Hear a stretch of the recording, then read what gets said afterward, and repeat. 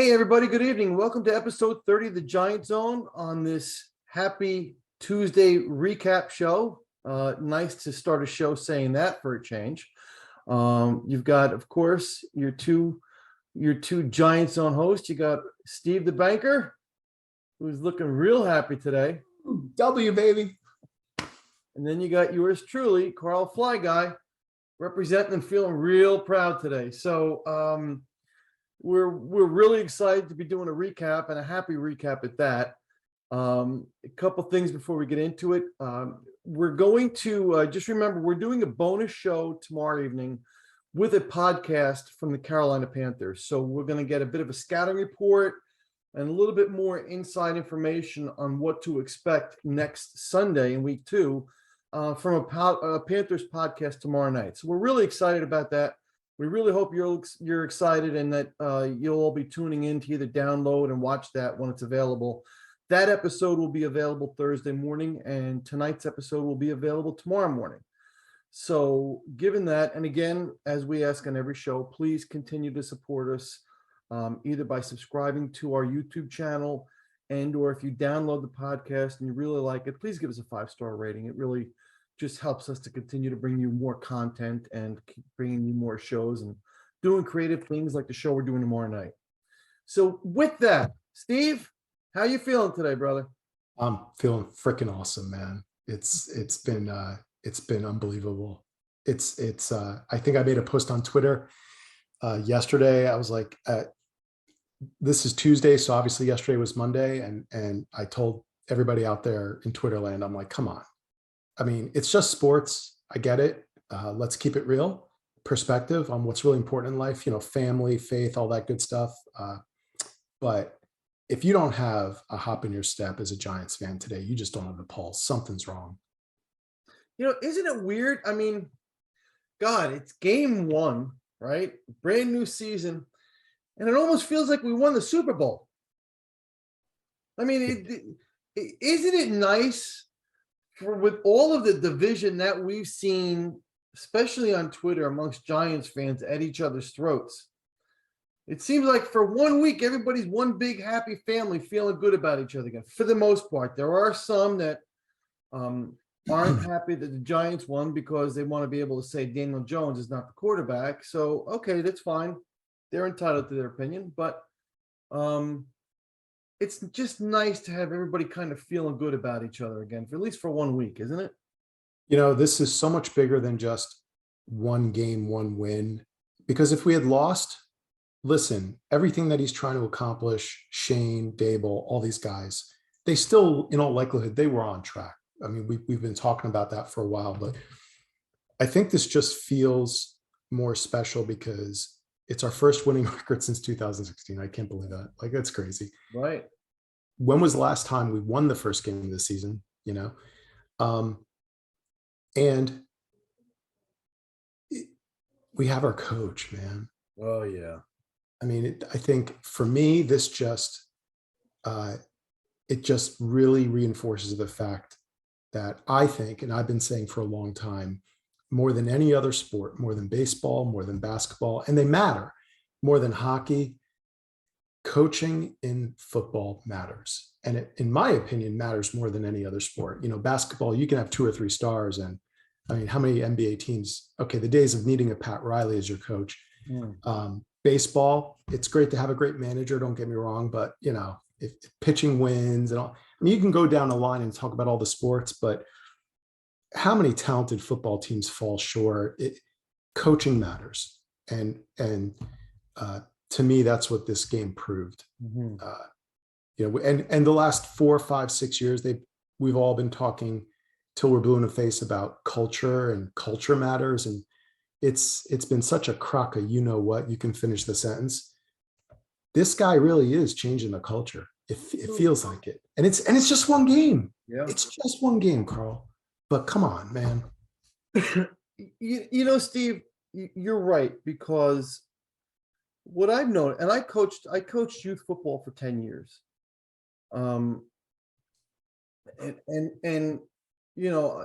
I've seen how a coach can just make the light bulb go on with someone. that maybe the previous coach or any other coach never has been able to, or a good coach sees something in a player and maybe moves him to a different position or tries him to do something different, but harnesses what he's got. And all of a sudden you have a football player in your hands. And it's, like I said, I'm talking from experience because I've seen it. I've seen the light bulb go on in some of these kids that I've coached previously. And, you know, it changes them. It changes their entire outlook. And wasn't it great to see, you know, Daboll dancing in the locker room, celebrating afterwards, and you know, seeing these players running up to him when the kick went wide, that these players, instead of celebrating together, were seeking him out. And he won that locker room Sunday. If he didn't already have their respect, he's got it now. And that's a far cry from what we've seen around here for what, the last decade? Yep. And when we spoke Sunday night, you said it so clearly, but so eloquently. We got our coach. And you were so right. You said what we've all been thinking.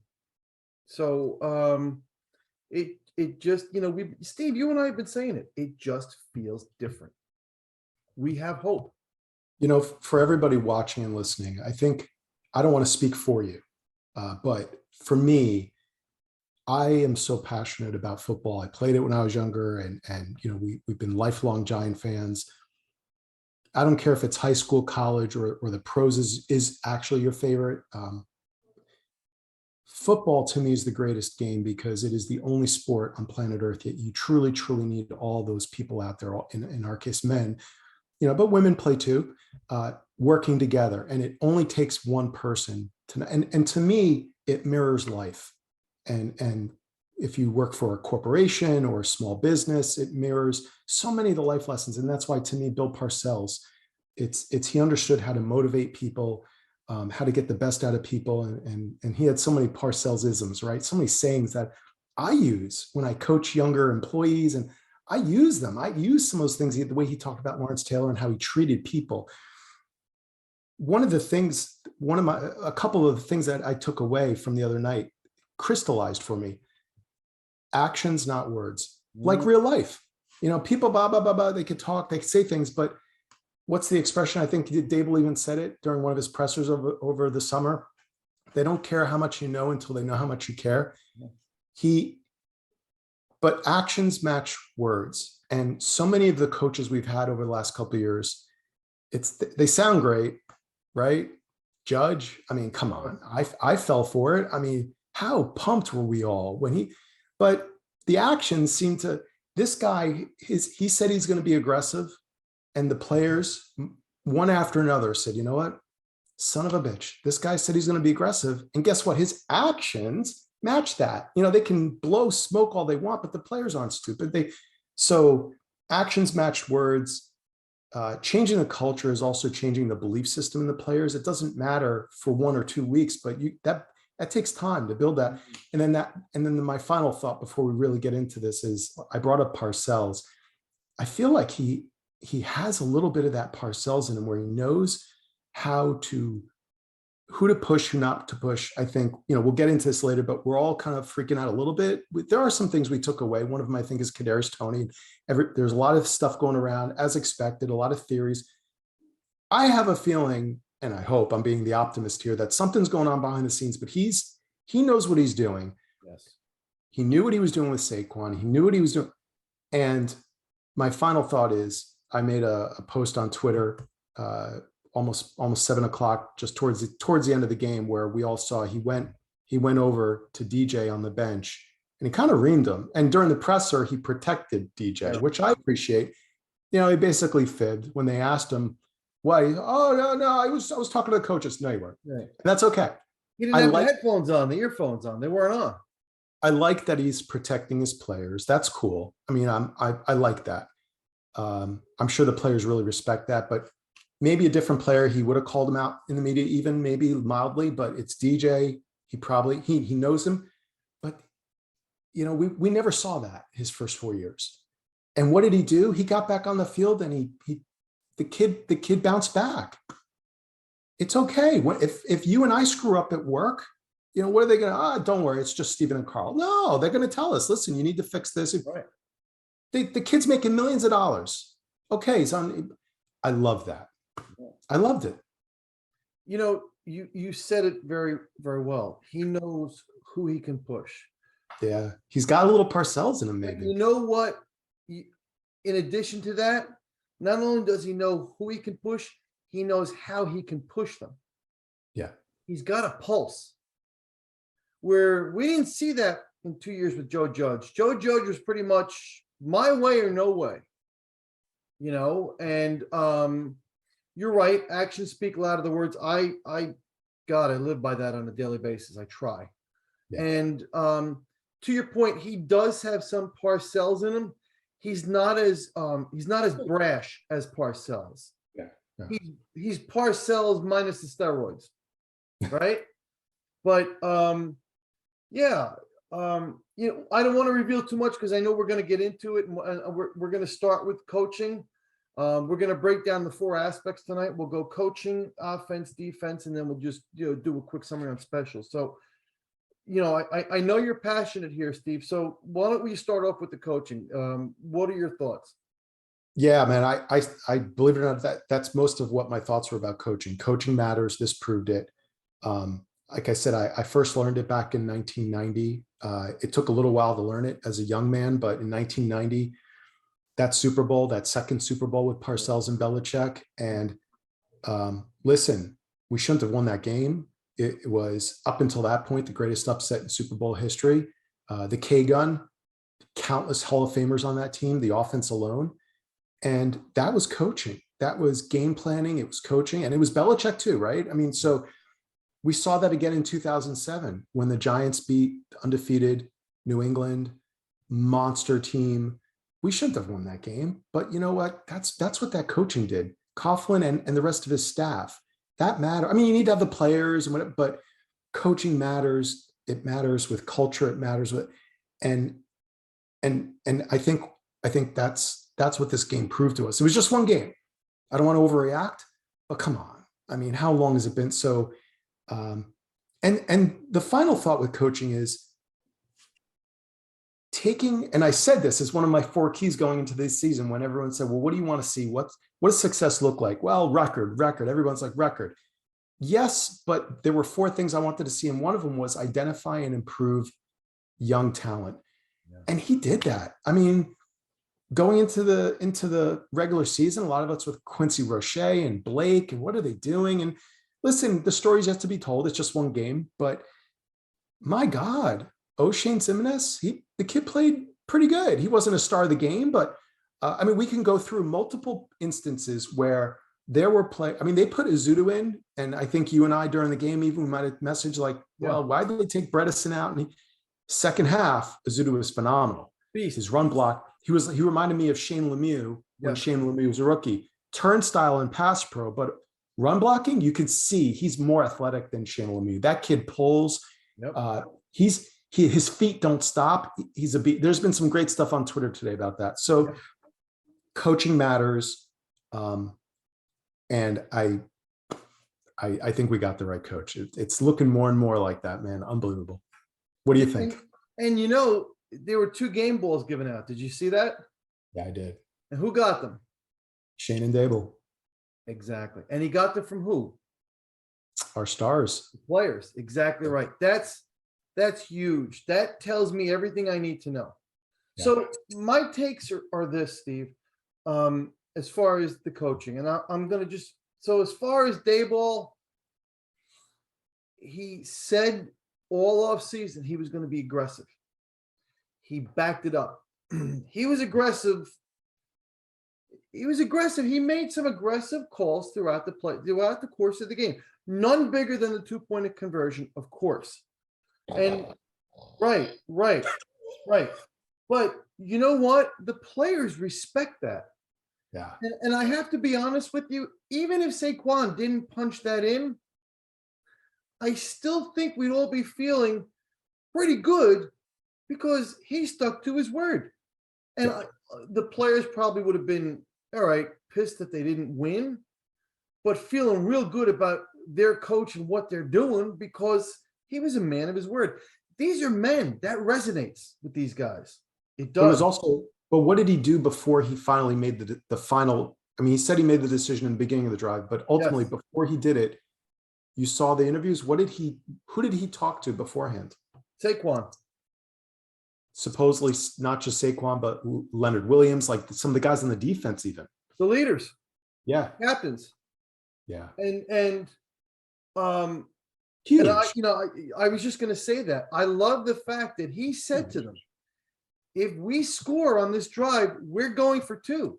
Saquon said he turned around after the touchdown, looked at Dable. Dable just held up to 2 points. And Saquon gave him an F. Yeah, look, okay, let's do it. I love that. It just. I get the smile on my face. Right? It's just all feeling good right now. So I'm very pleased about Dable. Kafka, I was pleased with the play calling. I think he made adjustments at halftime. Yeah. So I think the play calling, in as much as the play on both sides of the ball got better, the play calling on offense got better. That was and that was Kafka's call. So it was Dable's call to go for 2. It was Kafka's call to run that play. Great point. Great point. So what that tells me is that this staff is all aligned and in synergy as well. Yep. Again, another real positive. Look at the disconnect we had between Judge, Garrett, and everybody else the last 2 years and prior to that. Yep. And then Wink, you know what? Excuse me. Did a remarkable job shutting down their biggest weapon, which was Derrick Henry. You just never felt like Derrick Henry was going to start taking over that game and imposing his will. He had one big run for 18 yards. That was it. Yeah. And he did that without his 2 big edge guys even on the field. There were some holes. I found some holes on defense, which we'll get into, that concern me. But I feel confident that we've got the guy that's going to adjust. And finally on coaching, that last word I said, adjustments. Steve, as a longtime Giants fan, you tell me when you remember a Giant team making adjustments like that at halftime. Yeah, at least since Coughlin. Yes. And Parcells and that stuff was really the epitome of that for me. But so I'm probably giving more credit to Coughlin than I even should, as great as he was and his staff was. So it's been at least since then. Right. And if you remember, the year before Coughlin won the Super Bowl, he almost had a mutiny on his hands. Remember, he was the player, he was holding him accountable for being 5 minutes early or too late. He was a tyrant.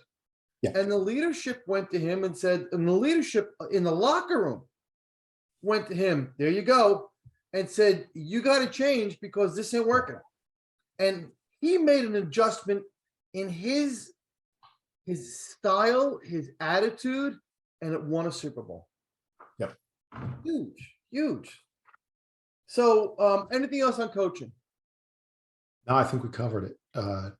It looks like we got our coach. Yeah, I agree. So offense, I'll kick the ball off on the offense. Yeah, please. So we all know Saquon, 18, 164 and a touchdown. 6 receptions, 30 yards. Steve, what did I say about the running backs? Was it last show, 2 shows ago? You did. The running backs are going to be heavily involved in this offense and in the passing game. Saquon was the leading receiver as far as receptions. Yep. And they even got Breida involved, right? That is correct. Your boy. He had a Breida sighting. Your boy. And easy. And here's a huge stat, which I had not heard much of. 17 of Saquon's rushes went for 4 yards or more. If you can average at least 4 yards or more on half of your carries, you're moving the ball forward. Yep. That's a great stat. That I don't know how many people have picked up on that.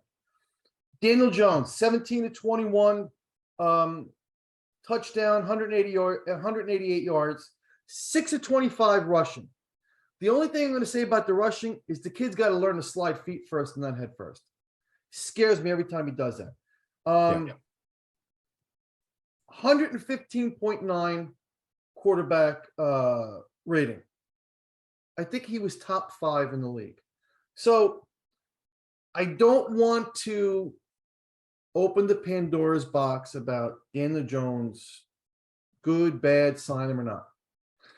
But again, Steve, how many times have we said it?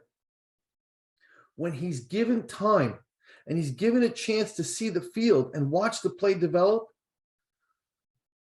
as long as he makes the right read, he's very accurate. He's very precise. His reads are getting better. I thought the interception was a bad interception. I didn't see the need to go back shoulder on that. So I'll disagree with that. And look, and I was getting into it on Twitter with some Jones haters, for lack of a better word. Yeah. But I owned it. That was a bad interception. He never looked off Saquon, and he put the ball in the wrong place. It was just a bad interception. He deserved to get reamed out, as you well said. Here's something else I liked.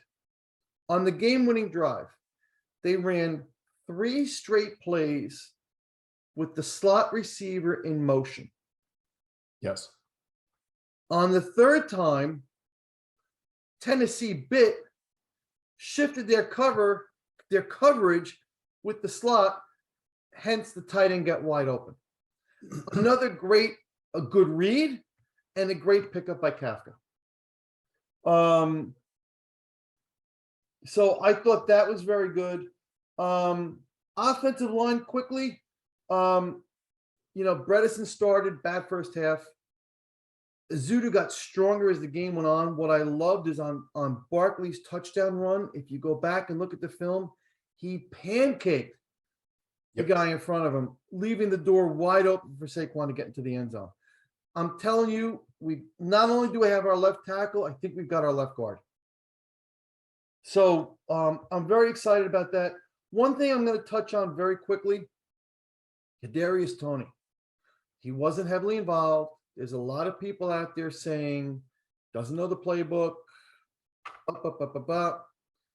If you listen very closely to Daboll's comments, I just think he hadn't practiced enough in the preseason and then during the summer. And maybe he's just not fully up to speed yet. That's what I think on Kadarius Toney. 5 sacks allowed. I think we got to pass protect a little better. Thomas and Neal, no sacks allowed. That's right. We've got our bookend tackles. And Thomas I saw one person say number 1 according to PFF, which, listen, not a huge fan of PFF.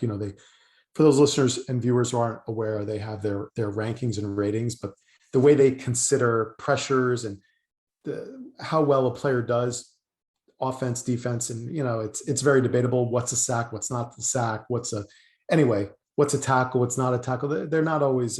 There's a lot of disagreement out there, but one place I saw people today saying he was number 1 this week and amongst all, and then I think PFF had him as the 3rd highest rated offensive tackle in all of football this past weekend. Yeah. So excellent. Yeah. What do you have in the offense, Steve? Look, you touched upon a couple things that I'll just piggy on. One, Saquon. I don't want to start a whole thing. I get it. As much as there's people that hate on Daniel or love Daniel, I think Saquon is the same exact player. There's people on Twitter who just will defend Saquon till the ends of the earth and come up with all the reasons it's not his fault. And then there's people that, we shouldn't have picked him at number 2. All he does is tiptoe and dance. I think the truth is somewhere in the middle. Yeah. I think that injuries played a big part of it. The worst offensive line in football practically played a part in the last couple of seasons. But what a difference. You can't deny the fact that there was one play where he caught a swing pass out in the flat. There was nothing there. He could have easily danced, and in past 2 seasons, he probably would have maybe gained 1 yard or maybe even lost. He lowered his shoulder, plowed into the guy, and got 4 yards. That's your 4 yards. And that's coaching. We've all heard about over the summer and the offseason. They've been talking like, listen, man, just You're a big kid, 235. Like, you're strong, you're big, you're fast. Momentum, man. Just take what the defense is giving you. Kafka, I thought the play calling, the game plan that him and Dable had was absolutely abysmal. My wish, and I know you and I talked about it a couple times, was listen, and I even said to you, what do you think they're going to do? Because I wasn't sure. Listen, you have Saquon, he's a special back.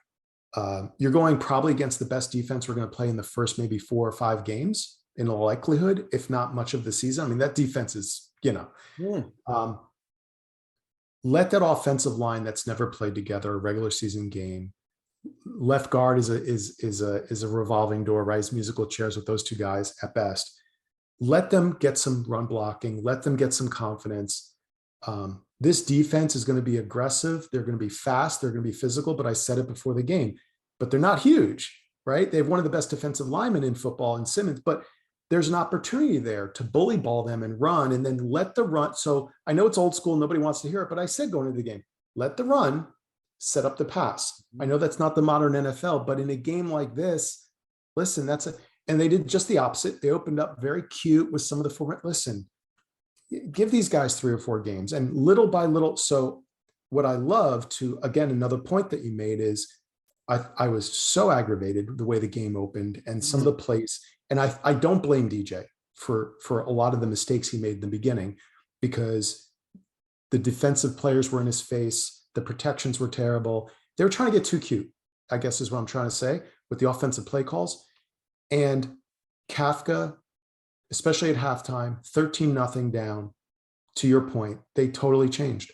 What did we see?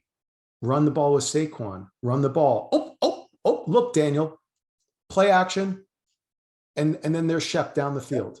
Although I'm trying to remember, I don't think it was a play action he did on that. But the point is, amazing how all of a sudden that now he had to make an unbelievable play. That wasn't play action. He looked off the safety. He did an unbelievable job. Yes. So listen, this offense, and you've said it for a while. It's going to go through Saquon, and we have talent at the wide receiver position. I think it's just going to be an exercise of frustration at times. Are they going to go to Galladay? Are they going to get the ball to Tony? They got the ball to Tony twice. Once there was nothing there. He got 6 yards out of it. The other time he got 19 yards. I mean, he is electric, but it's something's going on. And I agree with you. I think that's probably where Dable was going. He's trying to take the high road, and he's just not ready. And there's a package of plays for him. And Kafka, I mean, come on, man, really? Like, in my opinion, he is literally one of easily the 10 most electric players in the NFL when he's on the field. I don't understand how anyone could argue, other than like Cheetah and Dabo out in San Francisco, who are, by the way, are very different players than he is. I mean, name a player for me that when he gets the ball in his hands does what Kadarius Toney did. There is none, like literally. But the guy's got to get on the field. He's got to be part of the offense, and something's going on in practice. And I'm just going to trust Dable on that. So that's what I think about the offense. And I'd like to see them, especially against the Carolina and some of these other teams are going to play. I think that the wins are there for us. Control the clock, minimize turnovers, and let Daniel grow into this offense little by little, because I think he's got a long way to go, and we'll get to that. I don't know. I'm questioning if I should withhold my Daniel Jones comments, but yeah. Feel free. I'll just say this about Daniel Jones. This is not about creating a debate. This is just what my eyes see. He has the same problem he had ever since Duke. And let me just preface this by saying I want him to succeed, and I'm going to sound like I'm a hypocrite when I say this, but I want everyone to listen and really process what I'm saying. We can make the playoffs with Daniel Jones. I truly believe that. We had a bunch of wins the last 2 years out there for us. If we had him healthy and he didn't have some of the turnovers, the issues he's always had since Duke, and it hasn't changed. And I don't care about how many offensive coordinators we've had. He doesn't go through his reads. He doesn't go through his progressions. He always just sticks with the first receiver. And that segues to my next point. He doesn't have pocket presence. Peyton Manning and Eli Manning had pocket presence, and they had no athleticism whatsoever. It's not about athleticism. It's about that that gut instinct and being able, and quite frankly, experience. This kid was a basketball player growing up. He wasn't a big football player. He just doesn't have it. And sometimes that special, and you could be Patrick Mahomes with a baseball arm and odd angles and whatever. But I watched Justin Herbert the other day, who's just a Greek god out there as a quarterback, but he's not the most athletic player, but he can run out of the pocket. He feels the pressure. He just has that it factor. Yeah, right. I'll say this. I think we can make the playoffs with Daniel Jones. I'm not trying to jump the gun. I think I want to see this coaching staff work with him and try to turn him into something more special, turn him into a quarterback that feels the pocket, that also goes through his progressions. But I'll say this, if after this game, I'm leaning towards it's not going to happen in all likelihood if I was asked to decide. And for all those people who would, our final thought, who would say that that's blasphemy, we moved on from Carrie Collins. And some of our listeners and viewers, I don't know how old they are, if they really, really, really watched Carrie Collins during those years with Jim Fossil as our coach, who was a great coach. The guy took us to a Super Bowl, ladies and gentlemen, in 2000. I mean, really think about that for a minute. We moved off a guy who had one of the biggest, strongest arms in football, who, by the way, was a pocket passer and didn't need to be very mobile because the guy could take a hit. Thank you very much. And he slung it all over the field to Amani Toomer and others and took us to a freaking Super Bowl. If we can move off Carrie Collins, I think we can move off Daniel Jones, if and when it comes to that. So I'm not feeling great about Daniel long term. Let's see what this coaching staff can do. I'm really excited about the coaching staff, and that's what everyone should be excited about after this game. Yeah. You muted yourself, Steve. I see it. And look, I agree. I'm out there on Twitter defending Daniel Jones. I'm defending Daniel Jones because he's our quarterback this year. He's wearing the Giants uniform this year. So yeah, I'm going to defend him. And yes, I'm going to root for him. And yes, I want him to succeed. The optics tell me that short of a Super Bowl win, he's not going to come back next year. No. He's not going to be the franchise quarterback, at least not for the New York Giants. And I like the kid. I love his work ethic. It's just, it's not going to happen. These guys didn't draft him. Financially, it made sense to just bring him back and do what they did. Hence, that's why he's here, and that's why he's starting. Just because I'm out there defending him doesn't mean I'm blinded by the fact that he's had a terrible career here and he's had some bad luck and he's had some bad teams around him and he's had some terrible offensive lines. And every time people come at me and while he's not a good quarterback, my response is, well, name me one quarterback in the NFL that would have been successful and had a winning record and gone to the playoffs on any of the teams that Daniel Jones has played with. And there isn't one. There just isn't one, because I never get an answer. No one ever gives me an answer. I can think of a few, but the problem is they're, Aaron Rodgers and Russell Wilson are generational, right? Not for nothing, Steve. You saw Aaron Rodgers Sunday. His receivers aren't world beaters anymore, and they look terrible. Yeah. So I respectfully, my brother, challenge you on that. But he's had at the beginning Devontae Adams. But Daniel Jones has had better receivers at the beginning of each of his years than Aaron Rodgers has today in Green Bay. Now they get injured. We've had to scour the NFL for receivers by halfway point of the last 2 years. Correct. But at the beginning of each of the last 4 years, he's had a pretty good squad of receivers. I'm not saying that, he has Pro Bowlers, but he's had some talent in that receiver room. And some bad offensive coordinators. Anyway, look, I'm just, my point is, at the end of the day, I don't believe Daniel Jones is going to be the long-term quarterback here. He's going to get this year. So I think my opinion is, let's stop the fighting. Let's get through the year. Let's enjoy, let's embrace this good feeling that we have. And let's see who's calling the signals next year at quarterback. I agree. And that's why I wasn't going to bring it up. I didn't want to get No, I agree. It's a good point. just negative, but look, he had an incredibly efficient game. Yeah. You talked about his statistics, but the eye test, I think everybody knows, listen, I don't blame that first quarter on him. I really don't. No. But he wasn't even above average in the game. Like, it wasn't great. It wasn't a great game for him. No, and his numbers, his stats are never going to jump off the stat sheet. He's not going to be a Mahomes or a Herbert. He's not going to put up those numbers. But what about that Tampa Bay game under Pat and the way he performed under Shermer? I mean, he had it in him. You know what? He passed for like I love seeing it, but I wonder if just Tampa just didn't game plan for him properly. It was his first game. Yeah. I don't know, Steve, but look, we're in agreement. We can split hairs all night on this, but we're in agreement that at the end of the day, he's probably not coming back next year.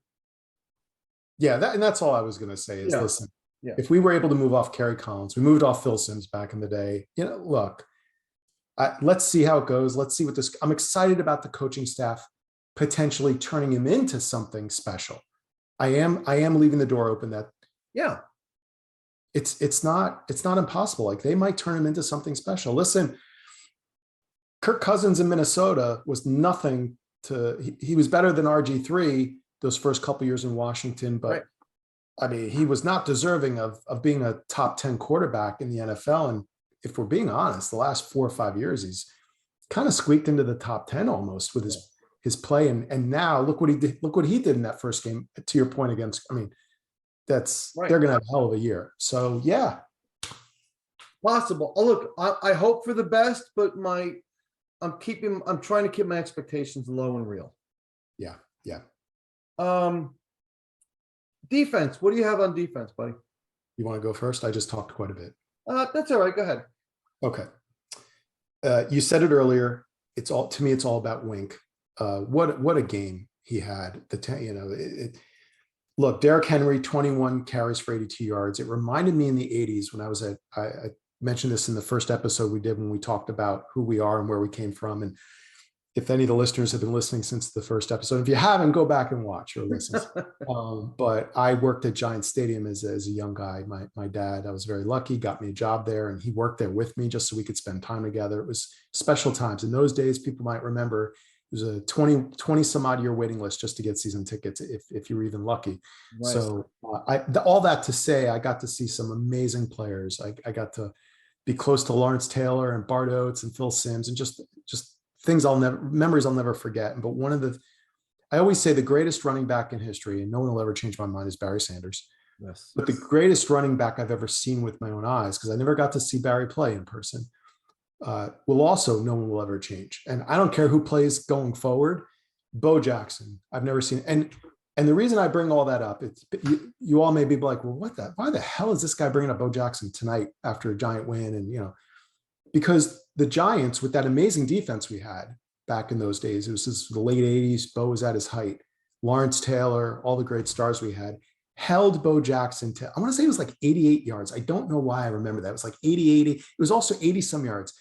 And I can tell you, as you know, what is my witness? It was like, wow, the Giants held Bo to 80 some yards. I felt like that with Derrick Henry.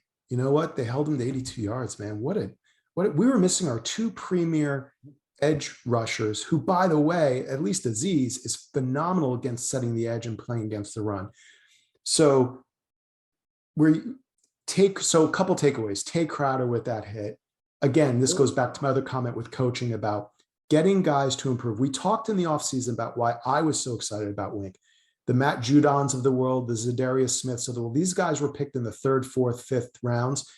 And Wink and the staffs that he assembled take these young guys who were middle round picks and improve them. Mm-hmm. I can't wait to see what they do with an Ellerson Smith when that kid gets healthy. So getting the guys that we did have to play at or above level, phenomenal. The scheme, Aaron Robinson, he held up. Excuse me, ladies and gentlemen. It was Darnay Holmes that we had some issues with, especially in that last drive. I said it. I went on a rant. I know I did. Phillips had 6 catches for 66 yards. Hilliard, the running back, 3 for 61. Their third best receiver, Burks, the rookie, Traylon Burks, 3 catches for 55. They didn't, I mean, granted, Ryan Tannehill, you can say is not Aaron Rodgers, but you know what? Ryan Tannehill led the best team in the AFC last year, the number 1 ranked team. He can pass the ball.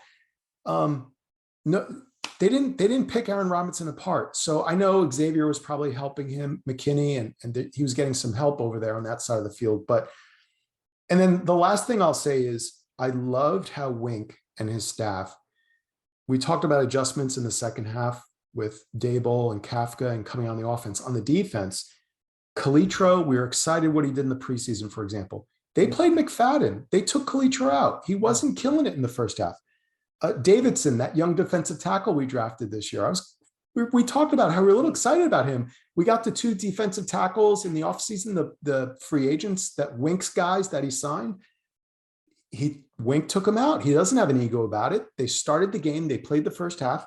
That kid Davidson played in the second half, and he had a couple of key plays at defensive tackle. So I love how there's no ego about it. He's rotating the young guys in. He's pulling even veterans.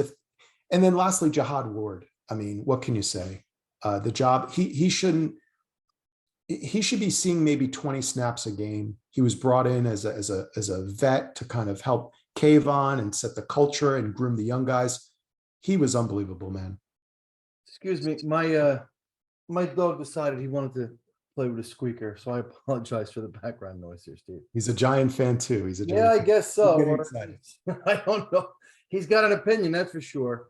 So those are my thoughts, man. Just Wink and no ego and flexibility and bringing guys in and sitting guys when he has to, and just the game plan, like holding Derrick Henry. And I just had to throw the Aaron Robinson thing in there because it's not about ego for me. It's not, I told you so. I begged everyone to just be patient. He might still have some bad games, but let's just be patient with Aaron Robinson. So I agree with you about Aaron Robinson. And surprisingly enough, the guy that we heard about the most during camp, Darnay Holmes, having a great camp at turning a corner, had a terrible game. Yeah. Between the holding penalties, he just, the secondary, look, we know that secondary is going to be a work in progress. We know it. We everybody we talked to, either in person or on Twitter, identified the secondary. We agree with them. So there were some holes, but there were some, they held up fairly well, I thought. 1 sack, they've got to do better, understanding that Ojulari and Thibodeau didn't play. Yep. But when you're sending people on the blitz, they got to get there.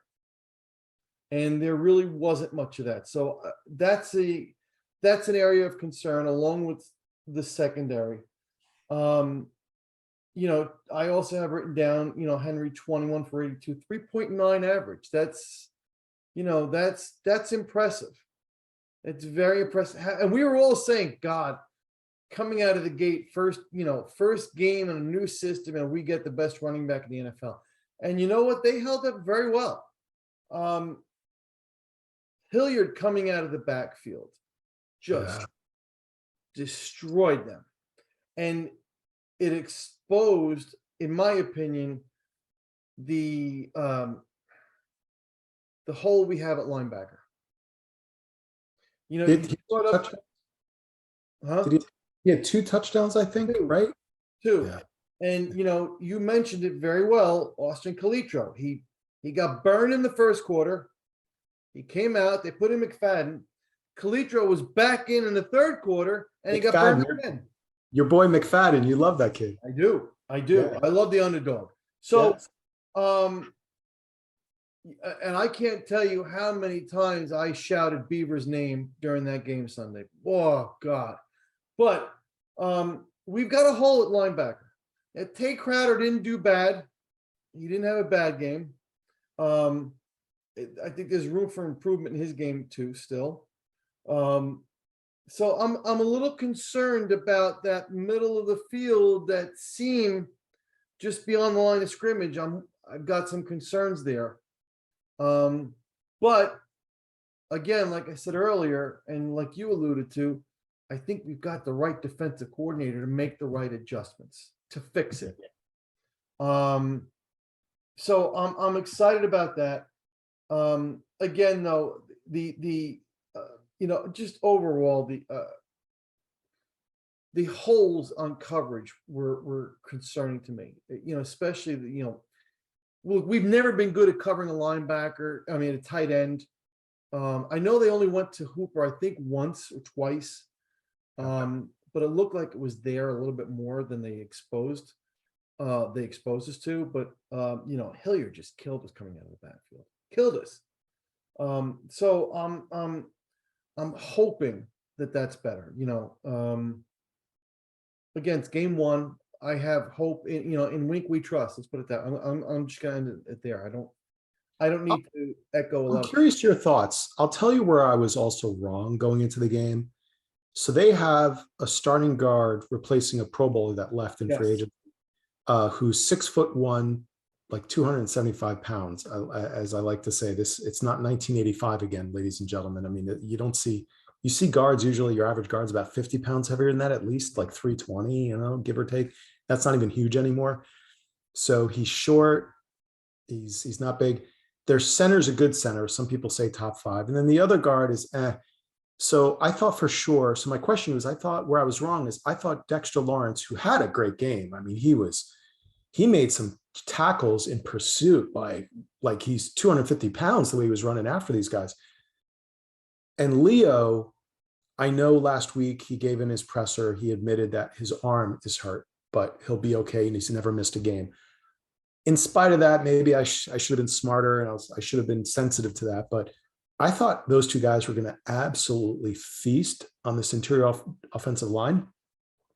And they hardly had any pressure on Tannehill from my vantage point.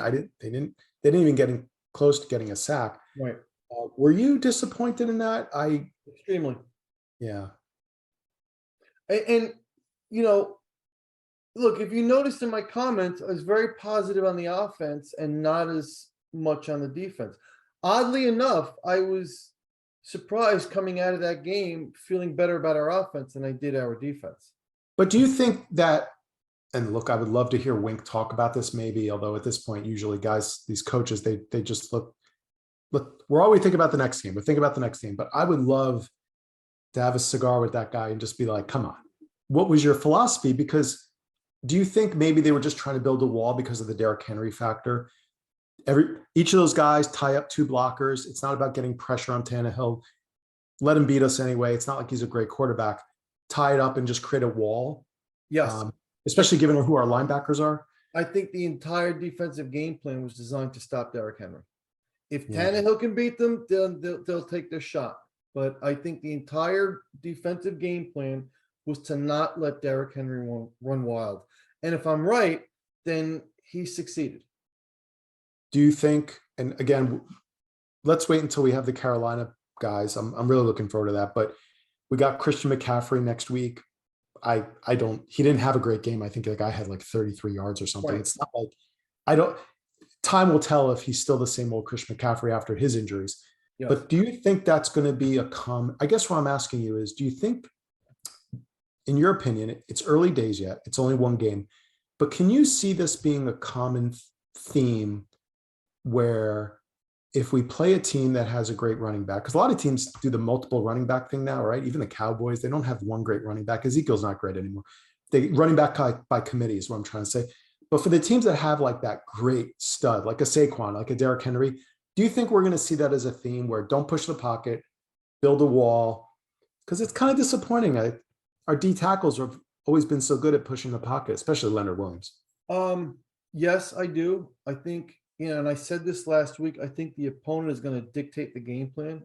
And it's not earth-shattering news, but I think you're going to see a lot of that with this team, the way this team is constructed.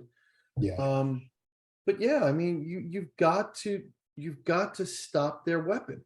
You've got to stop their big weapon. Now, I'm going to be honest with you, and again, we're not going to really go into the Carolina game. Right. We're all feeling good right now, but let's not overlook this game this Sunday. Carolina did win. You know, we just sat here saying how Dontrell Hilliard killed us coming out of the backfield. Well, that's McCaffrey's game. So I've got, I'm not going to overlook Carolina because that concerns me. And they have better receivers than Tennessee does. Exactly. Like, that's a fact. Yeah. So, like I said, I want to save that for tomorrow night, but this Carolina team presents its own new set of challenges that we've got to be prepared for. Yep. But to answer your question, Steve, I think if they're facing that stud running back, then I have a feeling Wink's approach is, hey, you know what? You want to beat us, throw it. And that's the shame of not having at least average to above average linebackers, is if you have those really good linebackers, that frees up a Leo to take a little bit more liberty. But you know what? Maybe I'm also wrong. Maybe when we get Kayvon and Aziz back, especially, God willing, and Aziz may take an extra couple of weeks because of the calf, but then, and let me say this, another player, so not to go through a whole injury thing, but another player that you loved, rightly so, you were really excited about, is Belton. And he may have a very good chance this week of coming back, him and Kayvon. And I think he's going to be a chess piece. Yes. Right. I don't know if you, I'll yield to you. I don't know if you want to talk about Belton for a minute, why you were excited during the summer about him, but yeah. What is he? Like Belton's game because he's that ball hawking kind of safety. Yeah. And I actually think that fits Wink's scheme where, hey, look, you go where you think that ball's going to be and catch it and get it. I'm so much higher on Belton than I am Flott. And by the way, one guy that we're not talking about on defense, who I thought had a pretty good game, was Julian Love. Oh, he was great. Yes. And hard hitting. Yeah, I saw him put his head in on a couple hard tackles, and I love that. And that's why I think Wink is going to keep moving. At one point we discussed how Love was listed as a safety, then a corner. And I think you're going to see a lot of that this year with Wink's defense, moving players to where they fit, given the opponent. Yeah. And to your point, all right, it was disappointing. We didn't really pressure Tannehill. Okay, we got away with a win. But I don't want to lose sight of the fact that, Ojulari and Thibodeau weren't on the field. And I want to see if the scheme changes once they're both in the lineup, which I think it may to a degree. If we can get Belton back, that's a chess piece. Ooh. Especially the 5 to 15 yard, 5 to 20 yard range. He's maybe covering tight ends and the Hilliards of the world when they come out of the backfield a little bit. And then if we can get at least Thibodeau back, I don't know how healthy he'll be, if he does come back, what he's going to look like, but come on, man. I mean, he's a special talent. And if we can get him on the field against Carolina in that offensive line, you got to believe we're going to get to the quarterback a little bit better than we did this past week. So let me ask you a question about Thibodeau. Didn't see much out of him before the injury in the preseason. All right. And that kind of concerned me a little bit. Now, maybe Wink was being a little conservative with him in the preseason, which is quite possible. What do you think? Do you think that was all a smokescreen and that he's going to make an impact, or what are your thoughts? I think he's going to make an impact. I think we all had high hopes that he's going to be like a 10-sack rookie. I don't know. He seems like a Ferrari or a Lamborghini that he does get hurt. But what I loved about him is when he was at Oregon, he played when he was hurt. He was one of the rare top college players that insisted, I'm hurt, I don't care, I'm going to play. So look, and obviously he's been hurt the last couple of weeks. I mean, they had to sit him, but like legitimately injured. But I had mixed emotions watching him in the preseason. He didn't play a lot. By all accounts in practice, him and Neil went back and forth, but what I liked is they also played him against Thomas. They flip-flopped him all throughout practices, and he was apparently getting his fair share of wins against both those guys. And look, I mean, Thomas is already playing like Pro Bowl level. I mean, he's playing out of his mind. So, and he was doing that against Bud Dupree, and I mean, come on. So I got to believe, look, if Thibodeau can get 1 sack on average a game, that would be like a Pro Bowl level as a rookie. And that's obviously not likely, but I think he'll probably have games where he shines if he can stay on the field. And there'll be games where, you know, he brings a lot of athleticism, but he doesn't get to the quarterback. It's going to be a learning process, even for a guy like him. There are going to be those games. It sounds like what you're saying, that there's going to be those games where you don't even hear his name. Yeah, I mean, we went through that last year with Aziz, but he's a better pass rusher than Aziz. What I'm going to be interested in is how does Wink use him, because Aziz may be the better edge setter and run defender already now. So that, I think that'll be fascinating. But listen, this kid Thibodeau, man, he can bend that edge like nobody we've had since OC. That's just a fact from what I've seen. We haven't had anybody bend the edge like that since OC. So let's see what this kid can do if he can just get on the field. Interesting. Very quickly, special teams, just to kind of close this out. Yeah. Look, they had the poor snap on the extra point. That's, you know, a 1 in every 5 or 10 year event. I like our long snapper there. I'm not really overly concerned about that. It happened. Our coverage was just horrible though. And especially on punts.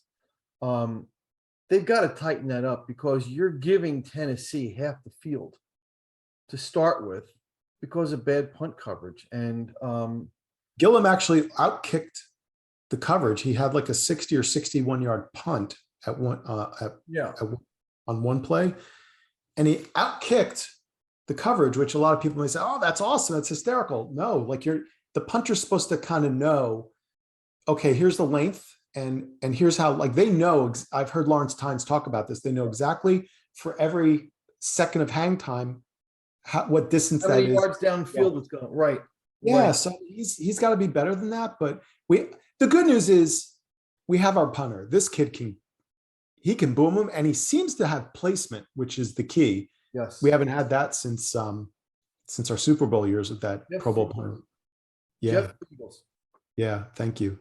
So, but yeah, that are you worried? Because I am worried about the coverage itself, because that's more scheme. Extremely. Look, we saw it in the preseason, and now we're seeing it in the regular season. So I'd say, we're sitting here complimenting the adjustments. I haven't seen it yet there. Yeah. And all it takes is one broken one to change a game. Deshaun Jackson, remember that? So I'm really, really hoping they tighten that up. I'm not going to lie and say I'm not concerned about it. I think it's something that's got to be addressed, and I hope it will be. I don't know how to fix that. I don't know if you need to change your players on special teams or if you need to scheme differently, but something's got to change there, because they were close to breaking a few of them. Yeah. So that's all I have on special teams. What about you? I feel the same. You gotta feel great about who our punter is. He's right. Young. He's not very experienced. So it's just the Scottish Hammer. It's going to take a little time. We obviously are set with Graham Gano. I mean, we're very fortunate. It's one of the very, very few things Gettleman left in the cupboard. It's just, we have a ton of athleticism now in our special teams, young players, and they really did a good job of turning the roster over, keeping the Cam Browns of the world, but infusing us with some, but the results need to be there. So maybe it's just practice. Maybe we talk about the offensive line playing together, right? And getting to know each other. Maybe it's the group of kids that we have on special teams needing to just play more. It's just repetitions. And they only got so much live reps in the summer camp, in the preseason. So maybe it's just, listen, they've kept McGahee around since time immemorial. This guy's been here forever since Coughlin already? I mean, so the guy must know, they love him. He's supposedly one of the better special teams coaches. So let's see what he can do. You know, one thing I want to pick up on quickly is, there was one player that we had all written off that he's going to get cut. He doesn't belong on the team. He's done nothing up to this point. Okay, he finished strong last year, and that probably got him a contract. Who was the player to dump the Gatorade on Brian Dable after the game? O'Shane Zimenez. Yep. Again, it just goes back to the discussion about what the right coach can do for some of these players. 100%. And you could see that said to me, and Zimenez didn't have a bad game either. That said to me, in that minute, he was probably feeling so thankful to Brian Dable for giving him that opportunity. I love seeing that. I mean, all right, call me a sucker for a good story like that. But yeah, I'm a sucker for a story like that. I just love stuff like that. Being an ex-coach of young kids, I eat that up. I can look at that all day long. I always say, because I coached, I have 2 daughters, so I coach girls softball, so not quite the same, but still it's team sports. And I always said, I always identify who was the quote unquote worst player on the bench. And I always focused a certain amount of my efforts and energy and enthusiasm and attention on that child. Because I knew from my own experiences playing team sports, if you could take the person who everyone perceives the optics, and especially kids, I mean, kids are cruel, right? Like, that person sucks. Well, if you can get that person to elevate, improve, and become even someone that can be relied upon, it's like a rising tide lifts all ships. Like the whole, it's just, and there you go. You're creating a culture. You're creating a winning, positivity and just so many life lessons. So, Dable, here's what I'll say. I encourage everyone, if they don't watch on a regular basis, giants.com, and it's on YouTube. They do a great job posting within 24 hours, usually much sooner than that. Their pressers, their post-game interviews, their pre-game with players and coaches to the extent that they make them available, because they're not often available. And yesterday, one of the questions that Dable was asked was about O'Shane. And he said his exact comment was, sometimes guys just need a fresh start. They need a clean slate. And isn't that like life? Don't we all sometimes just need a fresh start and a clean slate? And what was one of the first things, if you saw it, one of the first things that Dable said to the media, I think it was yesterday or after the game, we're building something here. He's been so consistent with his messaging, and I love that. And the players respect that. Now, let's see what happens over a 17-game season. And I still think, Steve, I'm going to hold to my prediction that this is still a 7-win team. All right? So let's see when they hit a couple rough spots. Look at you. When they hit a couple, you said the same thing, brother, so be careful. I was getting excited after this first game. I was too. Let's see how he handles some of the rough spots, but he's been. I want to see them have a better game plan. Yes. I want to see them learn on the fly like they did within the game. They learned on the fly. Listen, the opening couple series was just brutal offensively. It was a terrible game plan. It was too cute. It was almost like Dable, and then of course Kafka was afraid to be the Dable from Buffalo, where he ran too much. You know what? Get back to that. You got Saquon. Run the damn ball, and then take your chances and let Daniel do a little RPO. I want to see a better game plan. Again, like you said, we'll get into it, but this Carolina team has a good defense. They don't have any Pro Bowl, All-Pro stars, but they have a good defense and they have some talent. So let's see them put together a good game plan. It's a winnable game. I'd like to see them beat the you-know-what out of Baker, because I can't stand that guy. So before we get into Carolina, one thing, I know you like transactions, and one transaction that happened late in the week last week that didn't get much play, but boy, when I saw it, I went, whoa, Max Garcia is now in Arizona. Yeah, I was a little frustrated with that. So here's my takeaway. when was the last time? Because again, for those of you that watch Harry Potter, or you had kids that watch Harry Potter, we all know what it means when somebody says Voldemort, the name that shall not be spoken. Dave Gettleman, right? I hesitate bringing up his name. We should just be positive. We shouldn't even bring up that guy's name anymore. But the fact of the matter is, with him as GM, and even before that a bit, when was the last time that we had a practice squad where we actually had guys signed, offensive linemen even, but anybody, quite frankly, but even offensive linemen signed away by teams? Because again, the rule is if a team signs someone off of our practice squad, they must put them on their active roster. So it means not only do they not have a practice squad themselves with anyone talented enough to bring up, but they don't have an active roster with any players left. Okay. I mean, that's the second guy in a week and a half that has been signed off our practice squad. Yep. So what does that tell you? These guys know what they're doing. They know how to find offensive linemen. Yeah. It's a great point, Steve.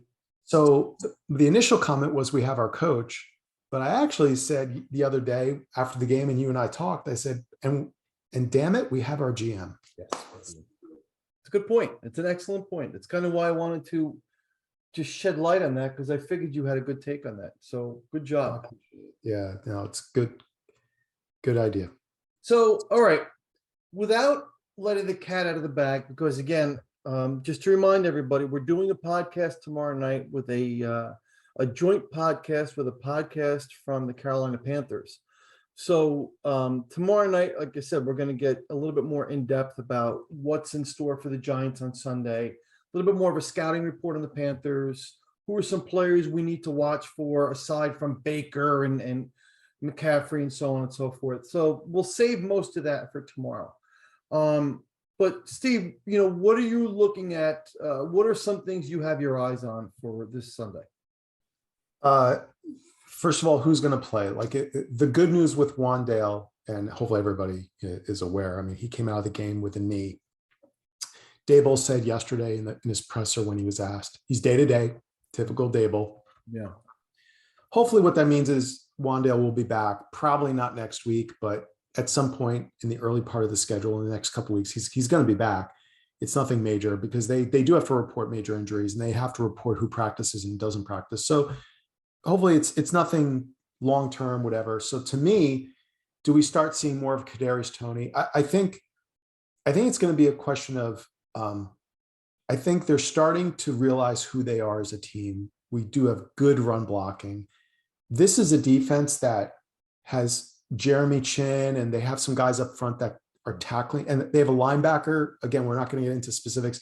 They have a couple tackling machines. They know they have a top 10 pick at defensive tackle out of Auburn 2 years ago. A lot of fanfare. I mean, they got guys who can play, and they have a swarming defense. So are we going to impose our will? And I would like to see more of the same. Take what worked this past week against, quite frankly, an even better defense, even more aggressive, more talented, more athletic. And you know what? Carolina knows what we're going to do. Who cares? And then ease into the playbook, like I said, and then incorporate some of the tricks of the trade that they're bringing in, the pre-snap motion, the post-snap, and some of the jet sweeps, some of the cool stuff that they do have in their playbook. But don't start off the game and get cute with it. Let's establish physicality, establish the run, beat the snot out of these guys. You're playing at home. You're going to have the home crowd and the energy. And then on the flip side of the ball, look, the one thing Baker can do is scramble a little bit and improvise. Little prick. So,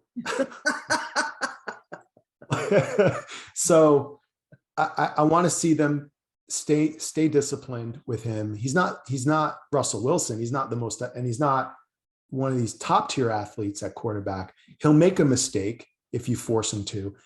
But if we're being honest, he can be brilliant at times. So stay disciplined, pressure the hell out of him.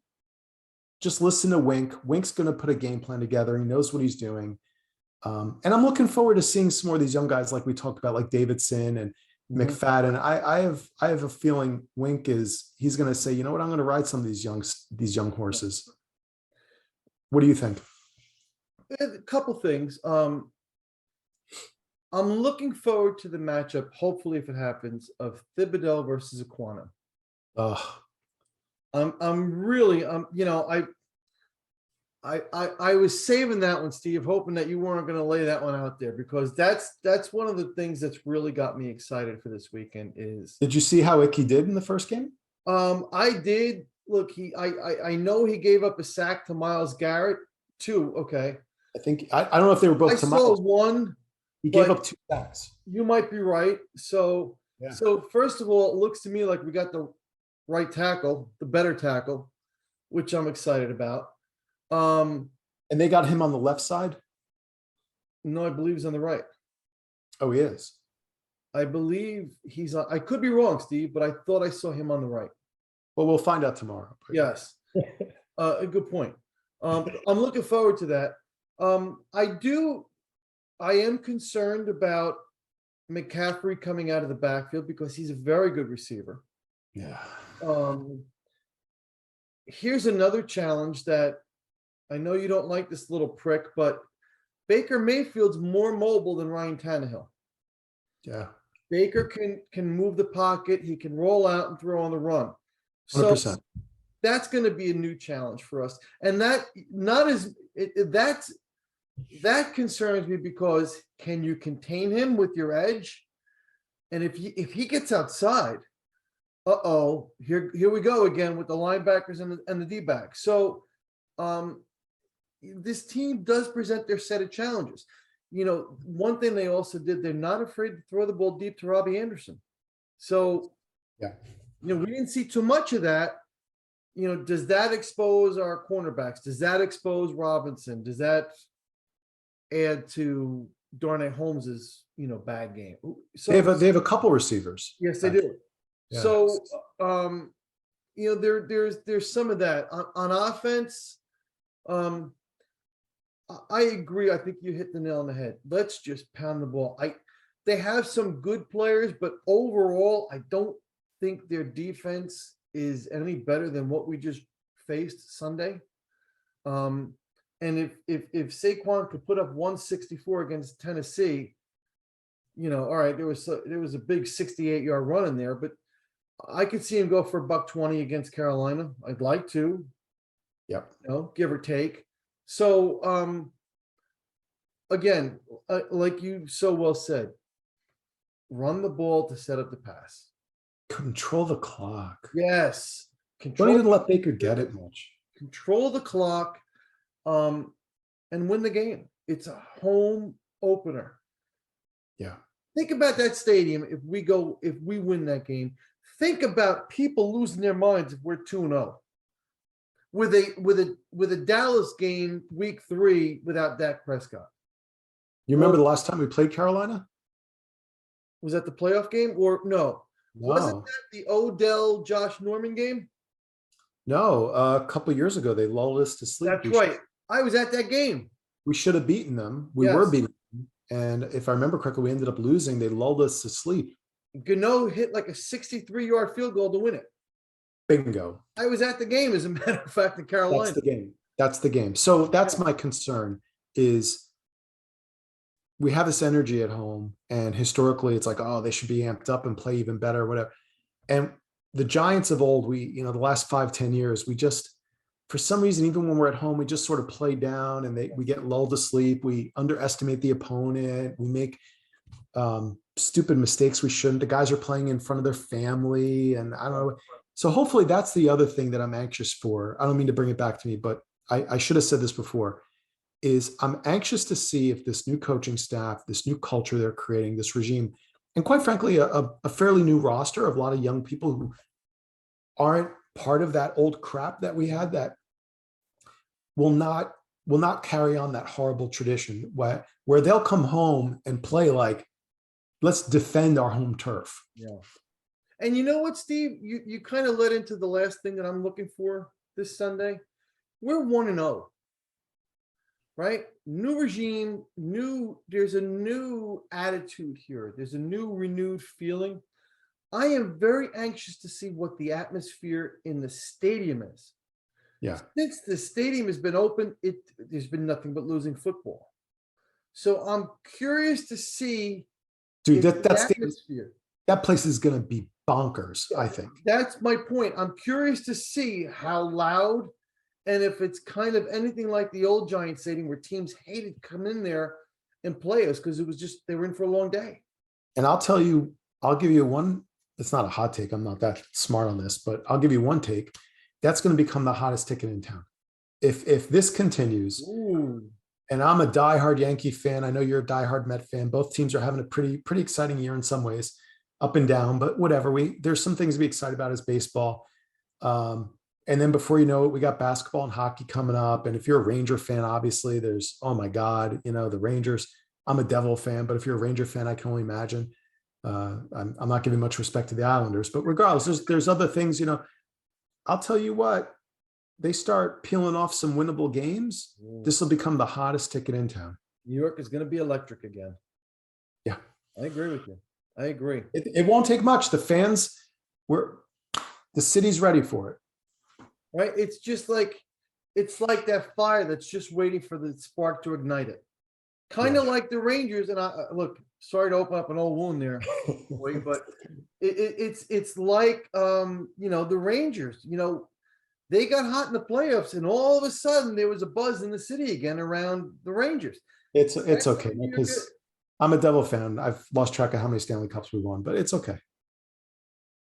I don't recall. It's been too long. I should talk. I was waiting for you to say Meto. No. Meto. I hear that in my nightmares. Oh my God. Anyway, Steve, this was a lot of fun tonight. Always. As always. Really looking forward to our show tomorrow night with the guys from Carolina. I think that's going to be a lot of fun. People, please, if you want to get it like a little advanced heads up on what we're going to be facing Sunday, please tune in tomorrow night. We're really looking forward to, we'll be recording tomorrow night, but please catch it Thursday. And again, this episode will be available tomorrow morning. Please follow it. I think that's going to be a great show. The one we did with the Jets was received very well. Hopefully that'll continue with the show tomorrow night as well. And, you're the reason why we do these things. We want to keep this unique for you guys and keep you engaged and give you the best content we possibly can. So, and a shout out to our guys, our friends over at the New York Revival. They're beating us in the podcast pick 'em 3 games. They won. They were 3-0. We were 1-2. So, Steve, we got to look to bounce back. Yeah, we will. We're pacing ourselves. See, it's a marathon. It's not a sprint, Steve. It's a long season. It's okay. We'll get them. But since we're all here, I have to take credit for the 1-2 record because Steve was busy last week and couldn't make the pick. So I just kind of threw 3 picks out there, and I won't be doing that again. So good job, guys, at the Revival. Keep it up, but we're coming after you. Steve, great job tonight. As always, a lot of fun. Have a great night, and looking forward to doing it again tomorrow night with the guys from Carolina. You too. Go Big Blue.